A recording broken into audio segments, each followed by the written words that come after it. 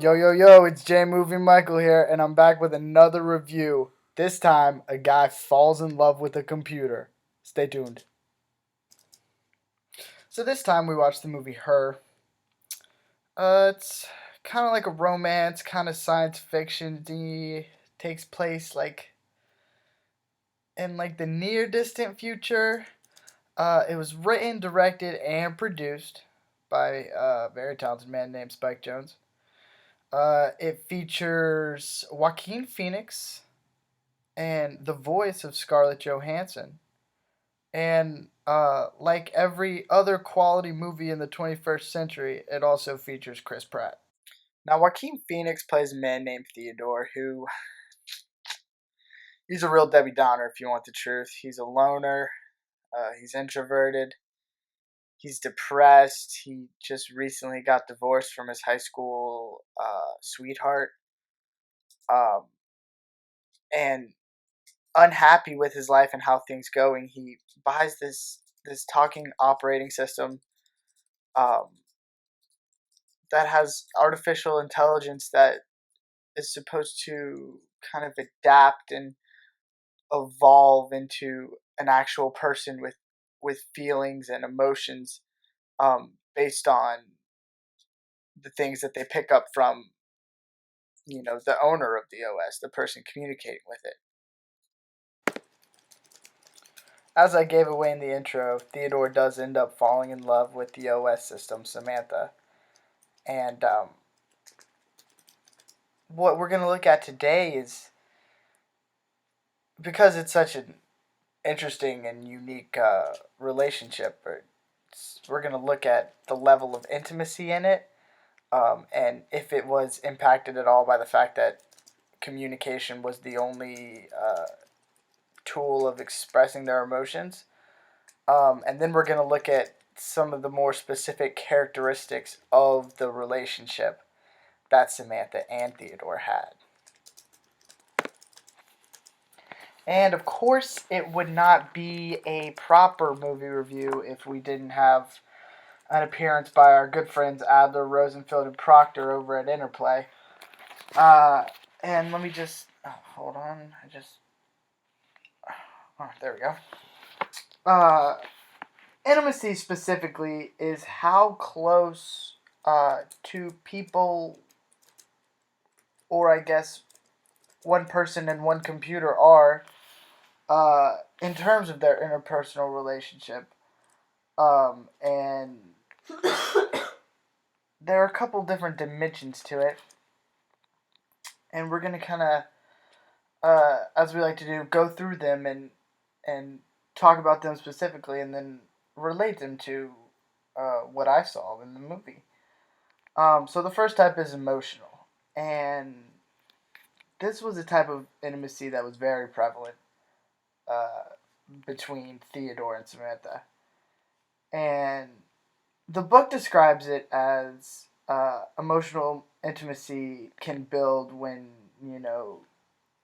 you hear words of affirmation, things like "I love you" or um, you know things of that nature. But it can also come from the revealing of personal information, secrets, delicate subjects. Kind of the stuff of self disclosure that we've talked about previously. Um, and one thing that was interesting about their relationship was that Samantha having access to all his emails, all his writings, all his files, um, basically every aspect of her life, uh, knew everything there was to know about him. So their emotional intimacy was off the charts. Um, they were open, they were honest because, they had no other choice. They knew everything about each other. And then here's where we hit a rough patch in the intimacy.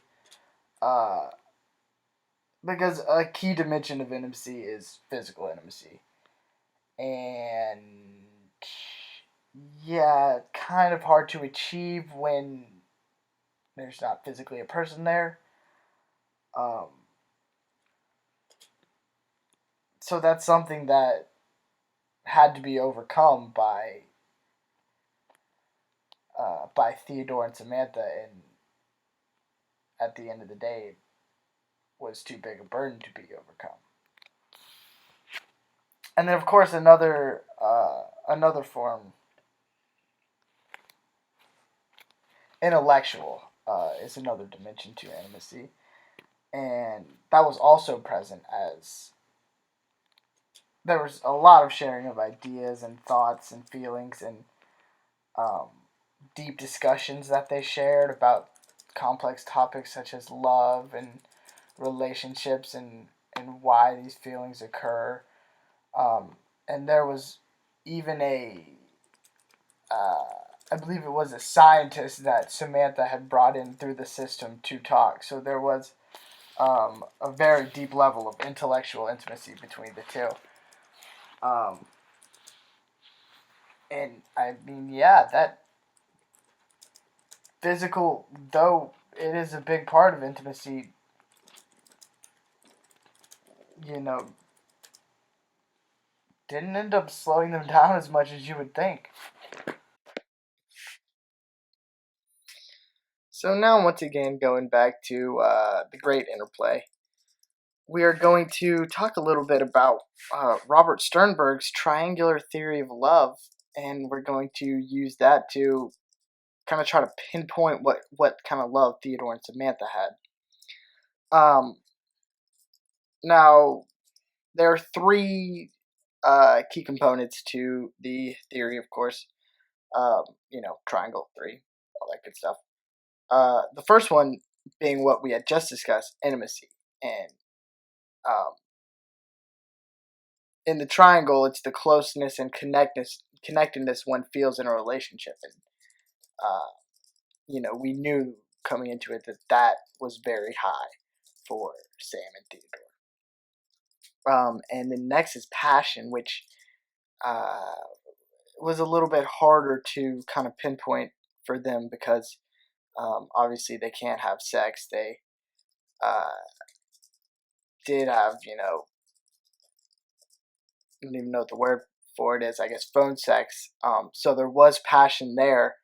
Um, and I think there was a hot component to their love, even though there was no, physical release of that. Um, and I think that the third thing uh, is commitment, which is the rational side of love, involving decisions to maintain a relationship over time. Um, and this was the one where I think they probably lacked um, the most of because they did talk, every day, but Samantha being an OS system, it could be a malfunction and they would lose all communication, commitment would be gone, or you know, it's not like he has to see her every day. It's not like they live together. Theodore can just refuse to call her, or, just meet someone else, and then the relationship would be completely over, and he wouldn't have to justify anything because she's literally just a robot. So,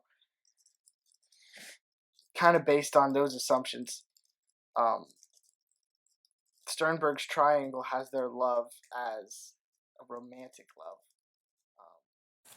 So we had a tough task to tackle in today's video. Wow, that was quite the alliteration. Um, we had to define a love between a man and a robot. Um, and I think we pulled it off. So, impressive work, guys. Um, of course, couldn't have done it without my team of Adler, Rosenfeld, and Proctor. Um,